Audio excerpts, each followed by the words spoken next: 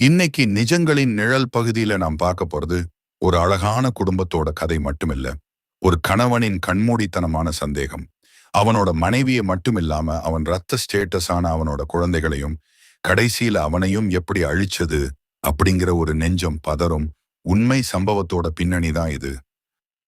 அவ பெயர் ஆனந்த், அவரோட மனைவி சுமதி. இவங்களுக்கு 5 வயசுல ஒரு அழகான பெண் குழந்தையும் 3 வயசுல ஒரு ஆண் குழந்தையும் இருந்தாங்க. வெளியில இருந்து பார்க்கிறவங்களுக்கு இவங்க ஒரு அழகான கூட்டு குடும்பம், இப்படி ஒரு வாழ்க்கை அமையணும்னு பொறாமைப்படுற அளவுக்கு ஒரு வாழ்க்கை. ஆனந்த் ஒரு தனியார் நிறுவனத்துல வேலை பார்த்துட்டு இருந்தான். சுமதி வீட்டை கவனிச்சுக்கிற ஒரு அன்பான குடும்ப தலைவி. ஆரம்பத்துல எல்லாமே நல்லா தான் போயிட்டு இருந்தது. ஆனா அந்த சந்தோஷம் ரொம்ப நாள் நீடிக்கல. ஒரு நாள் சுமதிக்கு வந்த ஒரு ஃபோன் கால் அவங்க குடும்பத்தோட அழிவுக்கு ஆரம்ப புள்ளி தான் அமையும்னு அந்த குடும்பத்துல யாரும் நினைச்சு கூட பார்க்கல. ஆனந்துக்குள்ள மெல்ல மெல்ல ஒரு நோய் பரவ ஆரம்பிச்சது. அது உடலுக்கு வர்ற நோய் இல்ல, மனசுக்கு வர்ற சந்தேகம் அப்படிங்கிற கூடிய நோய். சுமதி யார் கூட பேசுறா? ஏன் இவ்வளவு நேரம் போன் பிஸியா இருக்கு? கடை தெருவுக்கு போயிட்டு வர ஏன் இவ்வளவு நேரம் ஆகுது? அப்படின்னு சின்ன சின்ன விஷயங்களுக்கும் ஆனந்த் கேள்வி கேட்க ஆரம்பிச்சான். ஆரம்பத்துல கணவன் தன் மேல வச்சிருக்க அக்கறைன்னு நினைச்ச சுமதிக்கு நாளடைவுல அதுவே ஒரு பெரிய சிறைச்சாலையா மாறப்போகுதுன்னு தெரியாம போச்சு. ஆரம்பத்துல சுமதியோட போன் கால்களை நோட்டமிட்ட ஆனந்த் நாளாக நாளாக அவளோட ஆடைகள், அவளோட புன்னகை, ஏன் அவன் மத்தவங்க கிட்ட பேசுற சாதாரண வார்த்தைகளை கூட தப்பா பார்க்க ஆரம்பிச்சான். சுமதி எவ்வளவு எடுத்து சொல்லியும் ஆனந்தோட மனசுல இருந்த சந்தேகம் குறையல, மாறாக அதிகமாச்சு. வேலைக்கு போற இடத்துல கூட அவனால நிம்மதியா இருக்க முடியல. நாம இல்லாதப்ப வீட்டுக்கு யாரு வரா? சுமதி யாரு கூட பேசுறா? இதே சிந்தனை தான் அவனுக்குள்ள ஓடிக்கிட்டே இருந்தது. ஒரு கட்டத்துல சுமதி வீட்டை விட்டு வெளியில போறதையே ஆனந்த் தடுத்தான். வீட்டு ஜன்னல் கதவுகளை கூட எப்பயும் பூட்டியே வைக்க சொன்னான். அந்த வீடு ஒரு அழகான குடும்பத்தோட புகலிடமா இல்லாம சுமதிக்கும் அவளோட 2 குழந்தைகளுக்கும் ஒரு நரகமா மாறத் தொடங்குச்சு. அன்னைக்கு சனிக்கிழமை இரவு ஆனந்த் ஆபீஸ்ல இருந்து வீட்டுக்கு வர்றான். அன்னைக்குன்னு பார்த்து சுமதியோட சொந்தக்கார பையன் ஒருத்தன் அவங்க வீட்டுக்கு வந்திருக்கான். அவன் சுமதிக்கு தம்பி முறை வேணும். ஆனந்த பார்த்ததும் அவன் எழுந்து மரியாதையா பேச வர்றான். ஆனா சந்தேக கண் கொண்டு பார்க்கிறவனுக்கு எல்லாமே தப்பாதானே தெரியும். ஆனந்தோட கண்ணுக்கு அவனோட பாசம் தெரியல. சுமதி அவன் கிட்ட சிரிச்சு பேசினது மட்டும்தான் தப்பா தெரிஞ்சது. வந்தவரை அவசர அவசரமா அனுப்பிட்டு அன்னைக்கு நைட்டு ஆனந்த் சுமதி கிட்ட சண்டை ஆரம்பிக்கிறான்.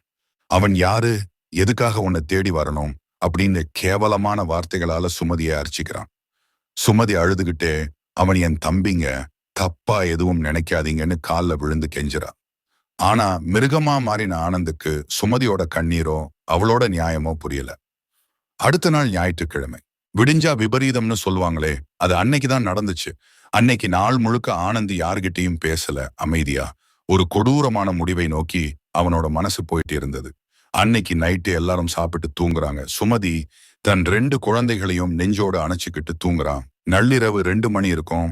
ஆனந்த் மெல்ல எழுந்துக்கிறான். அவனோட கண்ணுல இப்போ பாசம் இல்ல, ஒரு பைத்தியக்காரத்தனம் மட்டும்தான் இருந்தது. சமையல் அறைக்கு போனவன் அங்கிருந்த மண்ணெண்ணெய் கேனை எடுத்துட்டு வர்றான். ஆசையா கட்டின வீடு, தன் ரத்தத்துல பிறந்த 2 பிஞ்சு குழந்தைகள், தனக்காகவே வாழ்ந்த மனைவி, எதை பத்தியும் அவன் யோசிக்கல. தூங்கிக்கிட்டு இருந்த அவங்க மேல மண்ணெண்ணெய ஊத்தி தீக்குச்சிய உரசி போடுறான். அம்மா, அப்பா அப்படின்ற அந்த பிஞ்சுகளின் அலறல் சத்தம் அந்த நள்ளிரவுல இருந்த அந்த பகுதியையே உலுக்கினுச்சு.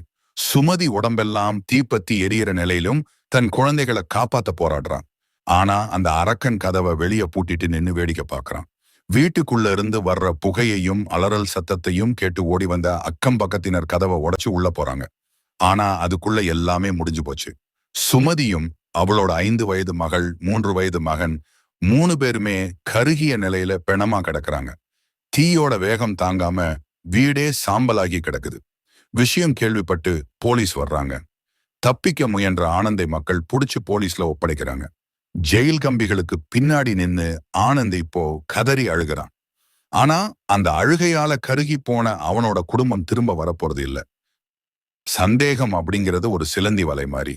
ஆரம்பத்துல அது சின்னதா நூல் இழை மாதிரிதான் இருக்கும். ஆனா நாம அதை வளர விட்டா அதுக்குள்ள நாமளே மாட்டி நம்ம குடும்பத்தையும் அழிச்சிடும் அப்படிங்கிறதுக்கு இந்த சம்பவமே ஒரு சாட்சி. நிஜங்களின் நிழல் நேயர்களே, உங்க வாழ்க்கையிலையும் உங்க சுற்றத்திலையும் யாருக்காவது இந்த சந்தேக குணம் இருந்தா அதை ஆரம்பத்திலேயே கிள்ளி எறியுங்க. மனநல ஆலோசனை கொடுங்க. ஏன்னா நம்பிக்கை இல்லாத இடத்துல வாழ்க்கை வாழ முடியாது. மற்றொரு உண்மை சம்பவத்தோட பின்னணியோடு உங்களை அடுத்த வீடியோவில் சந்திக்கிறேன். நன்றி, வணக்கம்.